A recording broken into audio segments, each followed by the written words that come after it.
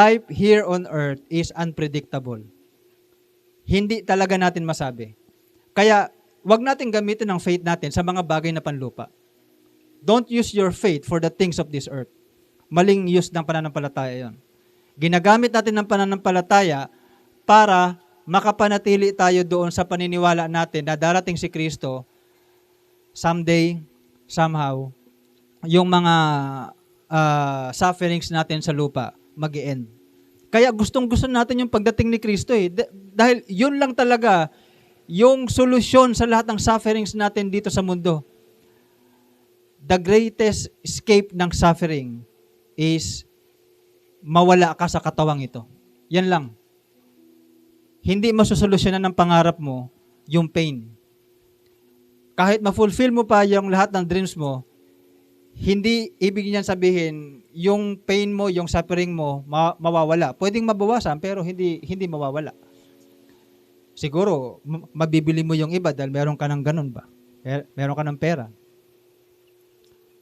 Pero maraming mayaman umiiyak pa rin dahil nakikita nila life is unfair. Okay? Maraming mayaman. Mayaman na yan. Tayo pa kaya na hindi naman ganun kayaman. O kaya nga, napakaganda ng mga sufferings natin dahil napipilitan ka mag-isip sa mga pangako ng Diyos. Panginoon, para mas gusto ko na lang dyan sa iyo. Actually, hindi masamang thinking yun. Hindi dahil sa gusto mo na magpakamatay, kundi dahil nangangarap ka na makatira doon sa langit.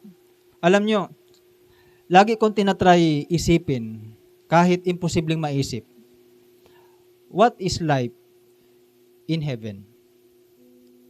Imagine doon, walang mag-uusga sa'yo. Wala doon na makasarili. Lahat doon, alam mo yun, tulungan. Kung ano yung complain natin dito sa mundo, doon, perfect. Kaya, bakit hindi ka mag-iisip ng ganon? Kasi, dito sa mundo, yung mga suffering, yung mga pain na nararanasan natin sa mundong ito, helps you na mag-think sa mas better place.